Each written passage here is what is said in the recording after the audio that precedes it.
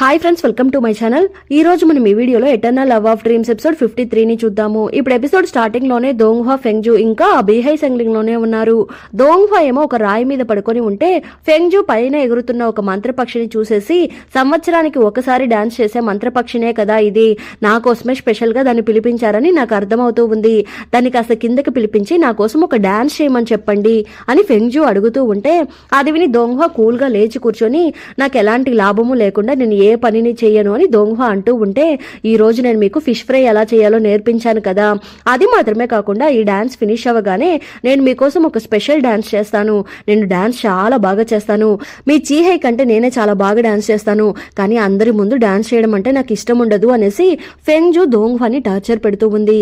అది చూసి దోంగ్హా మనసులో, నువ్వు అందరి ముందు ఒక స్ట్రాంగ్ అయిన అమ్మాయి లాగానే బిహేవ్ చేస్తున్నావు, కానీ రియల్ గా నువ్వు ఒక అల్లరి పిల్లవి. నేను నిన్ను ఫస్ట్ టైం చూసినప్పుడు కూడా నువ్వు చాలా ధైర్యమైన అమ్మాయి లాగానే నడుచుకున్నావు. అప్పుడు నువ్వు నా దగ్గర నుండి కాస్త దూరంగా ఉండాలని ప్రయత్నించావు, కానీ నువ్వు ఇప్పుడు అలా లేవు.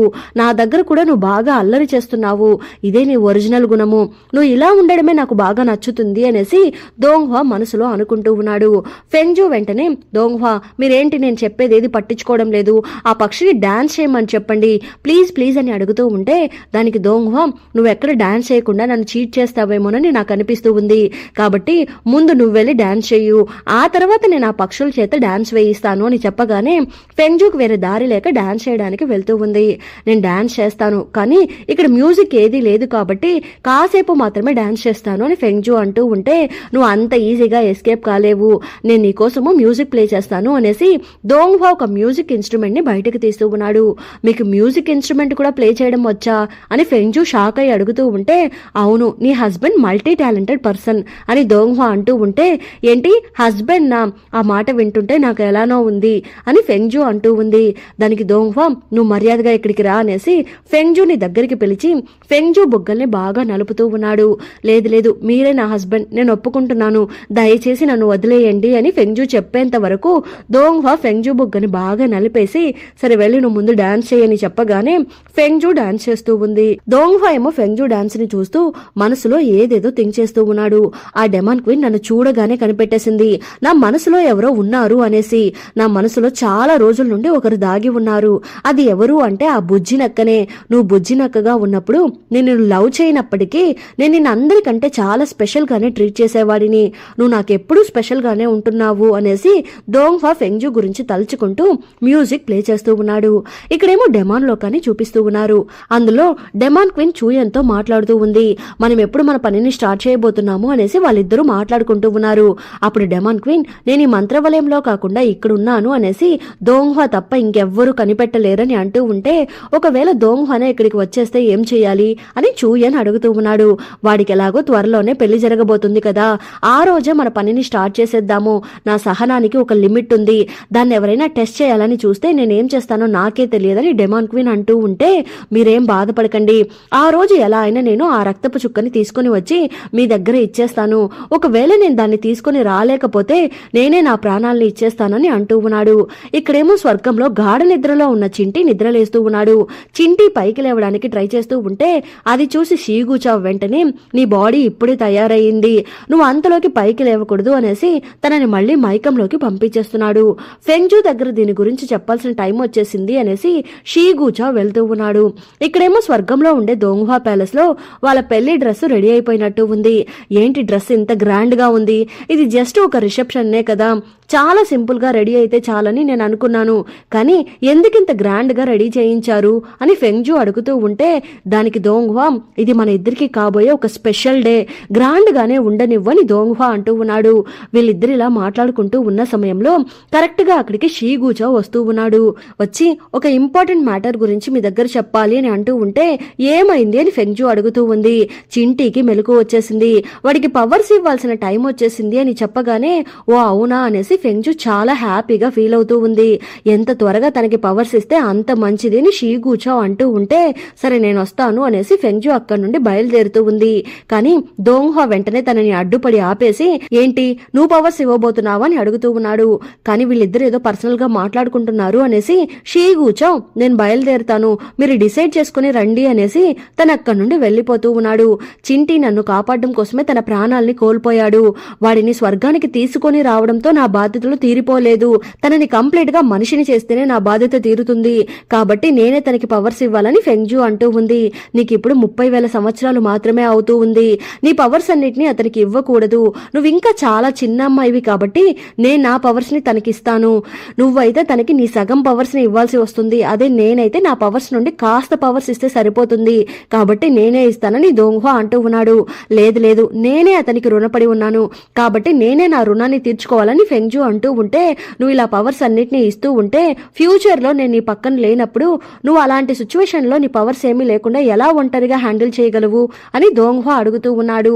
దానికి ఫెంగ్జూ వెంటనే, మీరెప్పుడు నాతోనే ఉంటానని చెప్పారు కదా, అలానే ఫ్యూచర్ లో కూడా మీరు నాతోనే ఉండండి. నన్ను వదిలేసి మీరు ఎక్కడికి వెళ్ళకూడదు. నేనే నా పవర్స్ ని ఇవ్వబోతున్నాను అనేసి ఫెంగ్జూ స్ట్రాంగ్ గా చెప్తూ ఉంటే, సరే ఓకే, నువ్వే అతనికి పవర్స్ ఇవ్వు. మన పెళ్ళయ్యాక మనమిద్దరం నేరుగా చింటిని చూడ్డానికి వెళ్దామని అంటూ ఉన్నాడు. ఓకే అని ఫెంగ్జూ అంటూ ఉంది. ఇప్పుడు నెక్స్ట్ డే ఫెంగ్జూ చెప్తూ ఉంటే దోంగ్హా దాన్ని బట్టి ఒక ఫిష్ రెసిపీని తయారు చేస్తూ ఉన్నాడు. దాన్ని ఇప్పుడు రెడీ చేసేసి కరెక్ట్ గా తిందాము అని దాని దగ్గరికి వెళ్తూ ఉంటే అక్కడికి చొంగ్లిన్ వచ్చేస్తున్నాడు. దోంగ్హా, మీ దగ్గర ఒక ఇంపార్టెంట్ మ్యాటర్ గురించి చెప్పాలి అని చెప్పగానే దోంగ్హా వెంటనే, మన పెళ్లి పనులు చాలా పెండింగ్ లో ఉన్నాయి. నేను వెళ్లి వాటన్నిటిని క్లియర్ చేసేసి వస్తాను. అంతవరకు నా కోసం వెయిట్ చేస్తూ ఉండు. మనమిద్దరం కలిసి తిందాము అని చెప్పేసి అక్కడి నుండి వెళ్లిపోతూ ఉన్నాడు. దోంగ్హా స్వర్గానికి రాగానే డెమాన్ క్వీన్ ఆ మంత్రవాలయం నుండి త్వరగా బయటకు రాబోతుంది అన్న మ్యాటర్ తెలిసిపోతూ ఉంది. అందువల్ల దోంగ్హా కాస్త డల్ గానే అక్కడి నుండి బయటకు వెళ్తూ ఉన్నాడు. ఫెంగ్జూ ఇప్పుడు ఆ ఫిష్ ని టేస్ట్ చేసి చూసేసి, పర్లేదు, దోంగ్హా ఇప్పుడు ఇంప్రూవ్ అవుతూ వస్తూ ఉన్నారు అనేసి దేని గురించో ఫెంగ్జూ థింక్ చేసేసి అక్కడి నుండి వెళ్తూ ఉంది. దోంగ్హా ఇప్పుడు చొంగ్లిన్ తో మాట్లాడేసి లోపలికి వచ్చి చూస్తూ ఉంటే అక్కడ ఫెంగ్జూ లేదు. ఏంటి ఫెంగ్జూ కనిపించడం లేదే అని థింక్ చేస్తూ ఉన్నప్పుడే ఫెంగ్జూ దోంగ్హాకి ఒక సూప్ ని ప్రిపేర్ చేసి తీసుకుని వచ్చి ఇస్తూ ఉంది. చించూలో ఒక ట్రెడిషన్ ఉంది. ఆ ట్రెడిషన్ ప్రకారం పెళ్లికి ముందు రోజు రాత్రి అమ్మాయి అబ్బాయి చూసుకోకూడదు. కాబట్టి నేను ఇక్కడ నుండి బయలుదేరబోతున్నాను. మీకు బాడీ కాస్త స్ట్రాంగ్ గా ఉండాలి అనేసి నేను ఈ స్పెషల్ సూప్ ని తయారు చేశాను. మీరు దీన్ని మర్చిపోకుండా తాగండి అనేసి ఫెంగ్జూ అంటూ ఉంది.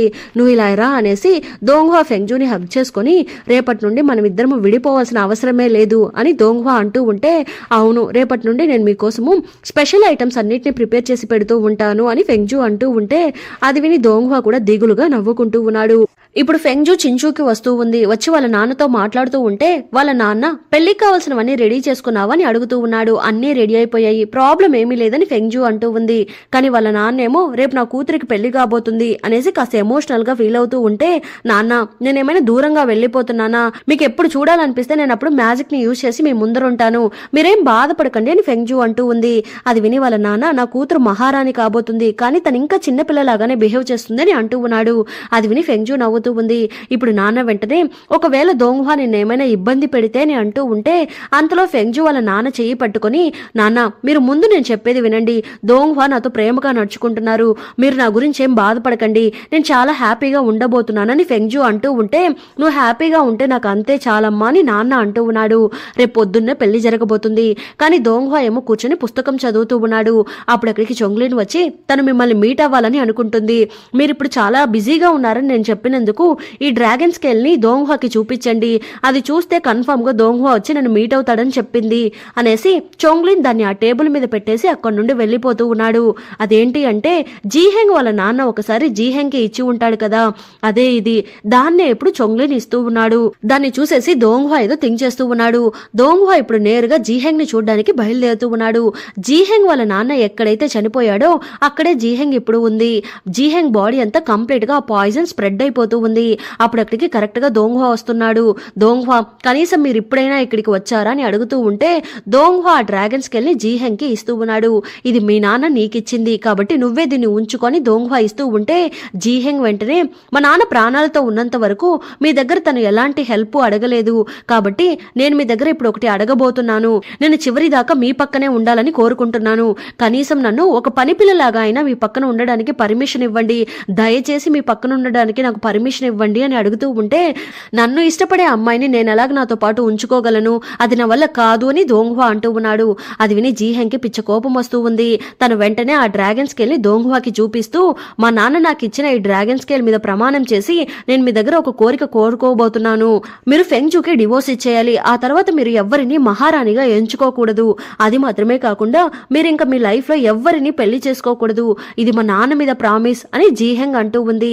అది విని దోంగ్హా వెంటనే వెంటనే ఈ డ్రాగన్ స్కేల్ ని యూజ్ చేసి నువ్వు ఇలాంటి కోరికని కోరుకుంటావని మీ నాన్న ఎప్పుడు ఎక్స్పెక్ట్ చేసి ఉండడు అని అంటూ ఉంటే అది విని జీహెంగ్ ఏడుస్తూ ఉంది. ఇప్పుడు నెక్స్ట్ డే మార్నింగ్ ఫెంగ్జు పెళ్లి డ్రెస్ అంతా వేసుకుని రెడీ అయ్యి దోంగ్హా కోసం వెయిట్ చేస్తూ ఉంది. కానీ దోంగ్హా ఏమో వచ్చినట్టు లేడు. అందుకని ఫెంగ్జు కాస్త డల్ గా నిలబడుకొని ఉంది. కరెక్ట్ గా ఇప్పుడు ఆ ప్లేస్ కి చొంగ్లిన్ వస్తున్నాడు. యువరాణి అని పిలుస్తూ ఉంటే ఏమైంది అని ఫెంగ్జు అడుగుతూ ఉంది. దోంగ్హాకి ఏదో ఎమర్జెన్సీ వర్క్ వచ్చి ఉంటుంది, అందుకే తను రాలేకపోయారు. నాకు కూడా తను ఎక్కడికి వెళ్ళాడో ఐడియా లేదు. కానీ నేను మీకు ఒక సజెషన్ ఇవ్వాలనుకుంటున్నాను. ఒకవేళ దోంగ్హా రావడానికి కాస్త లేట్ అయిపోతే ఈ పెళ్లి రిసెప్షన్ ని మనం జస్ట్ ఒక నార్మల్ ఫంక్షన్ లాగా మార్చేద్దాము అని చొంగ్లిన్ అంటూ ఉంటే అది విని ఫెంగ్జు ఇందులో నాకు ఎలాంటి ప్రాబ్లమూ లేదు. కానీ మా అమ్మా నాన్నలందరూ ఇక్కడికి వచ్చి ఉన్నారు, దోంగ్హా లేరని వాళ్ళకి తెలిస్తే వాళ్ళు చాలా బాధపడతారు అని ఫెంగ్జు అంటూ ఉంది. చొంగ్లిన్ వెంటనే మనం ఇది వెడ్డింగ్ ఫంక్షన్ అని ఎవరికీ చెప్పలేదు కదా, పెళ్లి తర్వాత జరిగే ఒక రిసెప్షన్ మాత్రమే అని చెప్పాము. అందువల్ల దోంగ్హా ఇక్కడికి రాలేకపోయినా పెద్దగా ఇబ్బంది ఏమీ అనిపించదని చొంగ్లిన్ అంటూ ఉంటే అవును నువ్వు చెప్పింది కూడా నిజమే, దోంగ్హాకి ఇలాంటి ఫంక్షన్ లో పార్టిసిపేట్ చేయడం అంటే పెద్దగా ఇంట్రెస్ట్ ఉండదు, కాబట్టి దోంగ్హా ఇక్కడికి రాలేకపోయినా ఎవరూ పెద్దగా కనిపెట్టలేరని ఫెంగ్జు అంటూ ఉంది. చొంగ్లిన్ వెంటనే దోంగ్హా ఈ పెళ్లిని సీరియస్ గా తీసుకోలేదని మీరు తప్పుగా అర్థం చేసుకోకండి, తను మీ పెళ్లి మ్యాటర్ లో చాలా సీరియస్ గానే ఉన్నారు, తను మిమ్మల్ని ఎంత ఇష్టపడుతున్నారో అనేసి మీరు దయచేసి మర్చిపోకండి అని చొంగ్లిన్ అంటూ ఉన్నాడు. లేదు లేదు నేనేం మర్చిపోను, నేను దోంగ్హాని కంప్లీట్ గా నమ్ముతున్నాను అనేసి ఫెంగ్జు లైట్ గా బాధపడుతూ పైకి మాత్రం నవ్వుతూ ఉంది. థ్యాంక్స్ అని చెప్పేసి చొంగ్లిన్ అక్కడి నుండి బయటకు వెళ్లిపోయి తను కూడా కాస్త దిగులు పడుతూనే నిలబడుకొని ఉన్నాడు. దోంగ్హాకి ఏమయ్యిందో ఏమో అనేసి. అలానే ఫెంగ్జు కూడా రెడీ అయిపోయి దిగులుగా నిలబడుకొని ఉంది. దోంగ్హా అసలు మీకు ఏమైందో అర్థం కావడం లేదే, నా దగ్గర ఒక్క మాట చెప్పేసి వెళ్ళుండొచ్చు కదా అని థింక్ చేస్తూ ఉన్నప్పుడే ఫెంగ్జు వాళ్ళ అమ్మ లోపలికి వస్తూ ఉంది. ఫెంగ్జు అసలు ఇక్కడ ఏం జరుగుతుంది, నా దగ్గర నిజం చెప్పు అని అడుగుతూ ఉంటే అమ్మ నాకు కూడా సరిగా తెలియదు, దోంగ్హాకి ఏదో అర్జెంట్ వర్క్ వచ్చుండొచ్చు, అందుకే తను నాకు కూడా చెప్పకుండా ఇక్కడ నుండి వెళ్ళిపోయాడు, కావాలంటే చూడండి చొంగ్లిన్ కూడా ఇక్కడే ఉన్నాడు, దోంగ్హా ఎక్కువగా నమ్మే పర్సన్ చొంగ్లిన్నే, తనే ఇక్కడ ఉన్నాడు, తనకు కూడా దోంగ్హా ఎక్కడికి వెళ్లారో తెలియదంట, కాబట్టి మీరేం దీని గురించి బాధపడకండి, ప్రాబ్లం ఏమీ లేదు అని ఫెంగ్జు కవర్ చేసుకుంటూ ఉంది. ఇక్కడేమో డెమాన్ లోకంలో చీవు సూయంగ్ ఇద్దరు మాట్లాడుకుంటూ ఉన్నారు. ఫెంగ్జు పెళ్లికి నేను వెళ్ళలేకపోయాను, ఈ డెమాన్ క్వీన్ వల్లనే మనం ఇక్కడ ఉండాల్సి వచ్చింది అని చీవు బాధపడుతూ ఉంటే నువ్వు పెళ్ళయ్యాక వాళ్ళిద్దరిని పర్సనల్ గా మీట్ అయ్యి ఒక మంచి గిఫ్ట్ ఇవ్వు, ఈ రోజు గుంపులో గోవిందాగా పెళ్లికి వెళ్లడం కంటే పర్సనల్ గా మీట్ అయ్యి మంచి గిఫ్ట్ ఇస్తేనే బాగుంటుంది అని సూయంగ్ అంటూ ఉన్నాడు. ఆ సమయంలో కరెక్ట్ గా ఒక అతను పరిగెత్తుకుంటూ వచ్చి దోంగ్హా మన ప్యాలెస్ కి వచ్చారు, తనతో పాటు జీహెంగ్ కూడా వచ్చి ఉన్నారని చెప్పగానే ఏంటి వాళ్ళిద్దరు ఇక్కడికి వచ్చారా అనేసి ఇద్దరు అక్కడి నుండి వేగంగా వెళ్తూ ఉన్నారు. వాళ్ళిద్దరిని చూడగానే దోంగ్హా జీహెంగ్ ని వాళ్ళ మీదకి తోస్తూ ఉన్నాడు. ఇదిగోండి పట్టుకోండి అన్నట్టుగా కింద పడుతున్న జీహెంగ్ ని చీవు సూయంగ్ ఇద్దరు పట్టుకుంటున్నారు. అప్పుడు దోంగ్హా మాట్లాడడం స్టార్ట్ చేస్తూ ఉన్నాడు. నాకు ఈ లోకంలో ఎవరంటే ఇష్టం ఉండదో తెలుసా, నా దగ్గరికి వచ్చి నేను చనిపోతాను అని నన్నే బెదిరించేవాళ్ళు, మీ నాన్న ఇచ్చిన ఈ డ్రాగన్ స్కేల్ ని యూజ్ చేసి నువ్వు నన్ను బాగా బెదిరిస్తున్నావు, నాకు అది కంప్లీట్ గా నచ్చడం లేదు, నేను నీ ప్రాణాన్ని కాపాడుతానని మీ నాన్నకి ప్రామిస్ చేశాను, అది నిజమే, కానీ నిన్ను ఎలా కాపాడాలో నేనే డిసైడ్ చేయాలి, నువ్వు కాదు, నీ బాడీలో ఉండే కంప్లీట్ పాయిజన్ ని నేను ఈ రోజు రిమూవ్ చేయబోతున్నాను, అలానే నేను జాగ్రత్తగా తీసుకుని వచ్చి డెమాన్ లోకంలో అప్పగించేశాను, దీని తర్వాత నువ్వు ఎప్పుడు నా కళ్ళకి కనిపించకూడదు, నేను చూడడం కూడా నాకు ఇష్టం లేదని దోంగ్హా అంటూ ఉన్నాడు. ఇప్పుడు దోంగ్హా వెంటనే సూయంగ్ తో నేను నీకు ఇప్పుడు ఒక ఆజ్ఞ వేయబోతున్నాను, నువ్వు ఇంతకు ముందు జీహెంగ్ ఒక యువరాణి కాదు అనేసి తన పదవిని తీసేసుకున్నావు, మళ్ళీ ఇప్పుడు తనకి నువ్వు యువరాణి పదవిని ఇవ్వాలి, నువ్వు తనని ఈ ప్లేస్ నుండి ఎప్పటికీ బయటకి తరమకూడదు, ఇందులో నీకేమైనా ఇబ్బంది ఉందా అని దోంగ్హా అడుగుతూ ఉంటే సూయంగ్ వెంటనే తను ఇప్పుడు ఏం తప్పు చేసిందని అడుగుతూ ఉన్నాడు. నీకు ఇబ్బంది ఉందా లేదా అని దోంగ్హా సీరియస్ గా అడుగుతూ ఉంటే నాకు ఎలాంటి ఇబ్బంది లేదు, నేను మీ ఆజ్ఞని పాటిస్తానని సూయంగ్ అంటూ ఉన్నాడు. దోంగ్హా నేరుగా ఇప్పుడు డెమాన్ ప్యాలెస్ లోకి వెళ్తూ ఉంటే వెనకాలే సూయంగ్ జీహెంగ్ ని ఎత్తుకుని దోంగ్హా వెనకాలే వెళ్తూ ఉన్నాడు. అలానే చీవు కూడా లోపలికి వెళ్తూ ఉన్నాడు. ఇక్కడేమో బీహై సంగ్లింగ్ లో ఫెంగ్జు వాళ్ళ అమ్మా నాన్న ఫెంగ్జు దగ్గరికి వచ్చి అసలు ఇక్కడ ఏం జరుగుతుంది అని అరుస్తూ ఉన్నారు. లేదమ్మా తను ఏదో ఒక ప్రాబ్లం లో ఇరుక్కున్నట్టు ఉన్నారు, ఇంకేం లేదు, ఎలాగో ఫంక్షన్ అయిపోయింది కదా, దోంగ్హా వచ్చాక తనని మీ దగ్గరికి తీసుకుని వచ్చి క్షమాపణలు చెప్పిస్తానని ఫెంగ్జు అంటూ ఉంది. ఏంటి తన పెళ్లికే తనకి టైం లేదా, జీహెంగ్ తో స్పెండ్ చేయడానికి మాత్రం టైం ఉందా అని వాళ్ళ నాన్న అడుగుతూ ఉంటే జీహెంగ్ పేరు వినగానే ఫెంగ్జు షాక్ అయిపోతూ ఉంది. ఏంటి జీహెంగ్ నా, అవునవును నాకు ఆ అమ్మాయి గురించి బాగా తెలుసు, ఆ అమ్మాయి బాడీలో పాయిజన్ ఉంది, ఆ అమ్మాయి వాళ్ళ నాన్నకి దోంగ్హా బాగా రుణపడి ఉన్నారు, అందువల్లే దోంగ్హా తనకి చాలా రోజుల నుండి హెల్ప్ చేస్తూ ఉన్నారని ఫెంగ్జు అంటూ ఉంటే ఏంటి హెల్ప్ చేస్తున్నారా, దోంగ్హా ఇప్పుడే ఆ అమ్మాయిని ఎత్తుకుని డెమాన్ లోకానికి వెళ్లారని నేను విన్నాను, అక్కడికి వెళ్లడానికి ముందు వాళ్ళిద్దరూ కలిసి ఒక కొండ మీద రాత్రంతా కలిసే ఉన్నారంట. ఆ కొండలో వాళ్ళిద్దరూ తప్ప వేరే ఎవ్వరూ లేరంట. ఇదంతా రుణపడి హెల్ప్ చేస్తున్నట్టుగా నాకు అనిపించడం లేదు అని వాళ్ళ నాన్న అంటూ ఉంటే అది విని ఫెంగ్జు బాగా డల్ అయిపోతూ ఉంది. దోంగ్హువా కాబట్టి తన గురించి ఎవరు పెద్దగా మాట్లాడుకోవడం లేదు. అదే వేరే ఎవరైనా ఈ తప్పు చేసి ఉంటే ఊరందరికీ ఈ మ్యాటర్ తెలిసిపోయి ఉండేది. దోంగ్హువా ఇలా చేస్తూ ఉంటే మన ఫ్యామిలీ పరువు ప్రతిష్టలు ఏమవ్వాలి? బయట ఎవరో ఒక అమ్మాయిని దోంగ్హువా ఇలా ఎత్తుకొని వెళ్లారని తెలిస్తే ఊర్లో వాళ్ళందరూ మన గురించి ఎలా మాట్లాడుకుంటారు?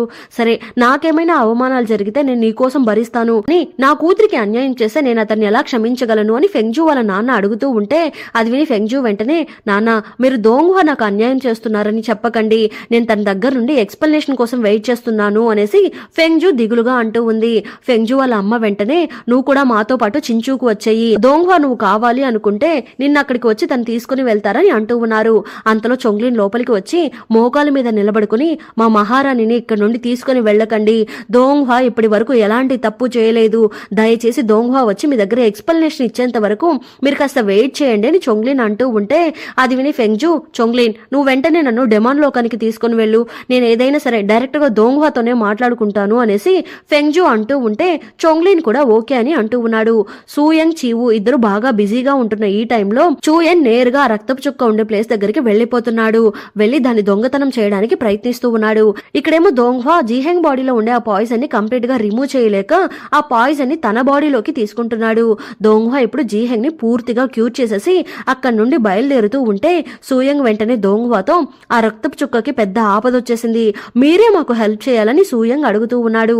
అది విని దోంగ్హువా చీవుని పిలిచి, ఫెంగ్జు నా కోసం వెయిట్ చేస్తూ ఉంది, నువ్వు తన దగ్గరికి వెళ్లి నా కోసం ఇంకొన్ని రోజులు వెయిట్ చేయమని చెప్పు, ఇక్కడ జరిగినవన్నీ తనకి పూర్తిగా చెప్పకు, ఇవన్నీ వింటే తను బాధపడుతుంది, నా కోసం తనని వెయిట్ చేయమని చెప్పేసి నువ్వు ఇక్కడికి వచ్చాయని దోంగ్హువా అంటూ ఉంటే చీవు కూడా ఓకే అని అంటూ ఉన్నాడు. దోంగ్హువా అక్కడి నుండి వెళ్లిపోయిన వెంటనే సూయంగ్ చీవుని పిలిచి, జీహెంగ్ ని జాగ్రత్తగా తీసుకుని వెళ్లి మన సీక్రెట్ ప్లేస్ లో వదిలేయి, ఒకవేళ మనకేమైనా అయితే మన వంశాన్ని నిలబెట్టడానికి ఒకరు కావాలి కదా అని సూయంగ్ అంటూ ఉంటే ఓకే, నేను వెళ్లి జీహెంగ్ ని జాగ్రత్తగా అక్కడ వదిలిపెట్టేసి వస్తాను, అలానే ఫెంగ్జు దగ్గరికి వెళ్లి మ్యాటర్ అంతా చెప్పేసి వస్తాను అనేసి చీవు జీహెంగ్ ని తీసుకుని అక్కడి నుండి వెళ్లిపోతూ ఉన్నాడు. వాళ్ళిద్దరూ వెళ్లిపోయిన వెంటనే అక్కడికి చొంగ్లిన్ ఫెంగ్జుని తీసుకుని వస్తున్నాడు. ఇప్పుడు ఫెంగ్జు సూయంగ్ తో దోంగ్హువా ఇక్కడే ఉన్నారా అని అడుగుతూ ఉంటే అవును ఇక్కడే ఉన్నారు, జీహెంగ్ ని ఇక్కడ వదిలిపెట్టడం కోసమే వచ్చారు, కానీ ఇప్పుడు ఆ రక్తపు చుక్కని చెక్ చేయడం కోసం వెళ్లారని అంటూ ఉంటే అది విని ఫెంగ్జు మనసులో, ఓహో మన పెళ్లిని కూడా వదిలేసి జీహెంగ్ ని చూడ్డానికి తను ఇక్కడికి వచ్చారా అనుకుని, చొంగ్లిన్ ఇంక చాలు నేను చించూకు వెళ్తాను, దోంగ్హువా రాగానే తనని చించూకు రమ్మని చెప్పు అనేసి ఫెంగ్జు అక్కడి నుండి మాయమైపోతూ ఉంది. ఫెంగ్జు వెళ్లిన తర్వాత అక్కడ చొంగ్లిన్ సూయన్ మాత్రమే నిలబడుకుని ఉన్నారు. ఆ సమయంలో డెమాన్ క్వీన్ చూయన్ రూపంలో అక్కడికి వస్తూ ఉంది. అది చూసి సూయన్ వెంటనే, ఇలా చూడు దోంగ్హువా ఆల్రెడీ ఇక్కడికి వచ్చేసారు, పిచ్చిగా ఏమైనా చేయాలని ప్లాన్ చేసుకుని ఉంటే ఆ ఆలోచనల్ని ఇప్పుడే తీసేసేయి అని అంటూ ఉంటే దానికి చూయన్ బాడీలో ఉండే డెమాన్ క్వీన్, సూయంగ్ ఇలాంటి వేస్ట్ ఫెలో ఈ డెమాన్ లోకానికి లీడర్ ఎలా అయ్యాడో నాకు ఇప్పటికీ అర్థం కావడం లేదు అనేసి సూయంగ్ ని అటాక్ చేయడానికి పవర్స్ పంపిస్తూ ఉంది. ఇక్కడేమో దోంగ్హువా ఆ రక్తపు చుక్కని చెక్ చేయడానికి వెళ్తూ ఉన్నాడు. అప్పుడు కరెక్ట్ గా చూయన్ ఆ రక్తపు చుక్కని దొబ్బేయడానికి ట్రై చేస్తూ ఉంటే దోంగ్హువా వెంటనే తన పవర్స్ ని యూజ్ చేసి చూయన్ ని కట్టేసేస్తున్నాడు. దోంగ్హువా పాయిజన్ బాగా స్ప్రెడ్ అయిపోయి దోంగ్హువా బాగా వీక్ గా తయారైపోతూ ఉన్నాడు. అంతలో బాగా గాయపడి చొంగ్లిన్ అక్కడికి వచ్చి దోంగ్హువాతో సూయంగ్ ని ఆ డెమాన్ క్వీన్ చంపేసింది అని అంటూ ఉంటే అది విని దోంగ్హువా, అలా అయితే మనం వెంటనే డెమాన్ క్వీన్ ని బంధించి ఉంచిన ప్లేస్ దగ్గరికి వెళ్ళాలి అనేసి చొంగ్లిన్ ని తీసుకుని అక్కడి నుండి మాయమైపోతున్నాడు. ఇక్కడేమో చీవు జీహెంగ్ ని తీసుకుని వెళ్లి ఆ సీక్రెట్ ప్లేస్ లో వదిలేసి, ఇక్కడ అన్ని ఫెసిలిటీస్ ఉన్నాయి, నువ్వు ఇక్కడ చాలా సేఫ్ గా ఉంటావు, నేను ఇంకా బయలుదేరుతాను అనేసి చీవు బయలుదేరబోతూ ఉంటే జీహెంగ్ చీవుతో, నువ్వు నన్ను ఇంకా ఇష్టపడుతూనే ఉన్నావు, దయచేసి నువ్వు ఇలా ఉండకు, నువ్వే ఇప్పుడు నా సిచ్యువేషన్ ని చూస్తున్నావు కదా, నేను చాలా నీచమైన అమ్మాయిలాగా తయారైపోయాను, నన్ను నేను ద్వేషించుకుంటున్నాను, కానీ నువ్వు మాత్రం ఇంకా నన్ను ఇష్టపడుతున్నావు, నాకు అదే అర్థం కావడం లేదు, దయచేసి నువ్వు నన్ను ఇష్టపడుకు అని జీహెంగ్ ఏడుస్తూ ఉంది. నువ్వెందుకు ఇలా మాట్లాడుతున్నావు, నేను కూడా ఎన్నో వేల సంవత్సరాల నుండి నిన్ను ఇష్టపడుతూనే ఉన్నాను, అందువల్ల నువ్వేమైనా నన్ను చెడ్డ వ్యక్తిని అనుకుంటున్నావా, అలానే నువ్వు కూడా దోంగ్హువా మీద ఉండే ప్రేమతో కొన్ని తప్పులు చేసేసావు, అందుకని నేను నిన్నెలా తప్పుగా అర్థం చేసుకోగలను, నేను ఇంకా నిన్ను ఇష్టపడుతూనే ఉన్నాను, నాకిప్పుడు చాలా ఇంపార్టెంట్ వర్క్స్ ఉన్నాయి, నేను త్వరగా వీటన్నిటిని ఫినిష్ చేసుకుని నీ దగ్గరికి వస్తాను అని చీవు అంటూ ఉంటే జీహెంగ్ ఏడుస్తూ చీవుతో, నువ్వు మా అన్న త్వరగా తిరిగి వచ్చేయాలని అంటూ ఉంది. అది విని చీవు నవ్వుకుంటూ అక్కడి నుండి వెళ్లిపోతున్నాడు. అంతటితో ఎపిసోడ్ ఎండ్ అయింది. మళ్ళీ నెక్స్ట్ ఎపిసోడ్ లో కలుద్దాం.